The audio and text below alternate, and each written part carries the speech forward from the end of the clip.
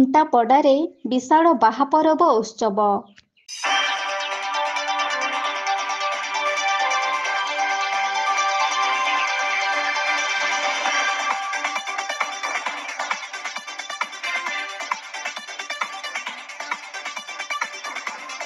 ଦିନରେ ସୂର୍ଯ୍ୟଦେବଙ୍କ ଅବସର ପରେ ଚତୁର୍ଦିଗରେ ଅନ୍ଧାରର କାୟା ବିସ୍ତାର କରିଦେଇଥାଏ।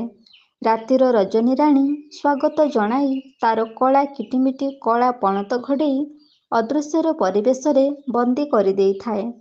ସେହି ଅନ୍ଧକାରର କଳାଛାୟା ମଧ୍ୟରେ ରଙ୍ଗୀନ ଆଲୁଅର ମତୁଆଲା ପରିବେଶରେ ଝିଲମିଲ କରୁଛି ଏକ ମନଲୋଭା ପରିବେଶ। ସୁନ୍ଦର ସାଜସଜ୍ଜା ମଧ୍ୟରେ ଜନସମାଗମର ପରିବେଶରେ ଉଛୁଳି ପଡ଼ୁଛି ଏକ ପବିତ୍ର ସ୍ଥାନଟି। ଏକ ମେଳା ପଡ଼ିଆର ଭ୍ରମ ସୃଷ୍ଟି କରି ଜଣକ ପରେ ଜଣଙ୍କୁ ଆକର୍ଷିତ କରି ଟାଣି ନେଇଯାଉଥାଏ ଜନସମୁଦ୍ରର ଗହଳି ଭିତରକୁ। ଖୁବ୍ ଆକର୍ଷଣୀୟ ଏବଂ ମନୋରଞ୍ଜନର ମହକରେ ଚତୁର୍ଦିଗ ପ୍ରକମ୍ପିତ ହେଉଥିବା ବେଳେ ସମସ୍ତେ ମତୁଆଲା ସାଜି ନିଜକୁ ହଜେଇ ଦେଇଥାନ୍ତି ଛୋଟରୁ ବଡ଼ ପର୍ଯ୍ୟନ୍ତ। ଆଧୁନିକତାର ସଭ୍ୟତାରେ ପାରମ୍ପରିକ କାର୍ଯ୍ୟକ୍ରମ ବେଶ୍ ଆକୃଷ୍ଟ କରିପାରିଛି ସମସ୍ତଙ୍କୁ। ଏହି ଦୃଶ୍ୟ ହେଉଛି ଆଦିବାସୀ ସମ୍ପ୍ରଦାୟର ଅନ୍ୟ ଏକ ମୁଖ୍ୟ ପର୍ବ ବାହାପରବ ଉତ୍ସବ।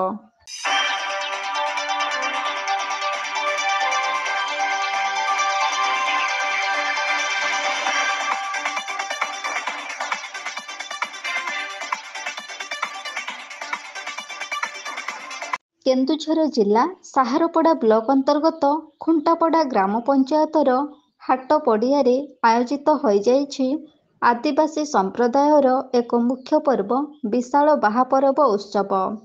ଏହି ବାହାପର୍ବ ଉତ୍ସବ ଦୀର୍ଘ 3 ଦିନ ଧରି ହୋଇଥିବା ବେଳେ ରାତିର ମାହୋଲ ସମସ୍ତଙ୍କୁ ଏକତ୍ରିତ କରିବାରେ ସକ୍ଷମ ହୋଇଥିଲା।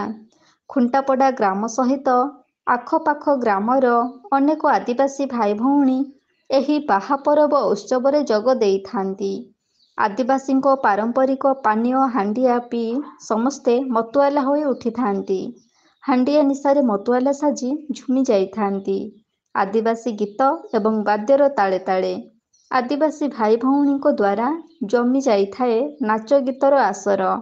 ଏହି ବାହାପରବ ଉତ୍ସବରେ ପାରମ୍ପରିକ ପୂଜା କାର୍ଯ୍ୟ କରି ନାଗରା ଏବଂ ମାଦଲର ତାଳେ ତାଳେ ଯୁବକ ଯୁବତୀମାନେ ଗୀତ ଗାଇ ଖୁସିରେ ନାଚି ଉଠନ୍ତି। ଭେଦଭାବ ପର ଆପଣାକୁ ପଛରେ ପକେଇ ସମସ୍ତେ ଏକତାର ଡୋରିରେ ବାନ୍ଧି ହୋଇ ଖୁବ୍ ଖୁସି ମନାଇଥାନ୍ତି ଏହି ବାହାପରବ ଉତ୍ସବରେ।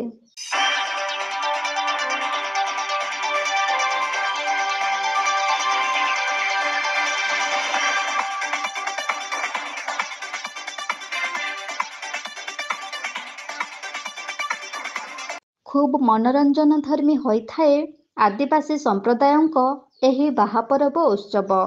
ଆଦିବାସୀ ଭାଇ ଭଉଣୀଙ୍କ ଆକର୍ଷଣୀୟ ନାଚ ଗୀତକୁ ଖୁବ୍ ଆଗ୍ରହ ସହକାରେ ଉପଭୋଗ କରୁଥିବା ଦୃଶ୍ୟ ଦେଖିବାକୁ ମିଳିଛି।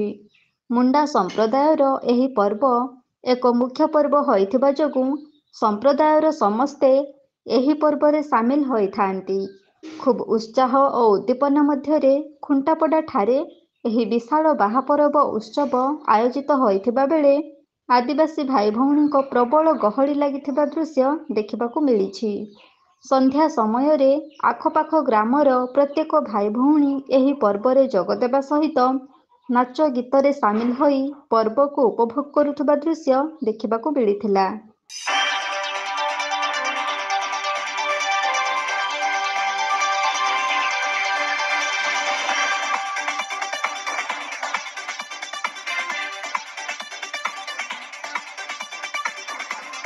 କେନ୍ଦୁଝର ସାହାରପଡ଼ାରୁ ସଦାନନ୍ଦ ବେହେରାଙ୍କ ରିପୋର୍ଟ, এবি ନ୍ୟୁଜ୍।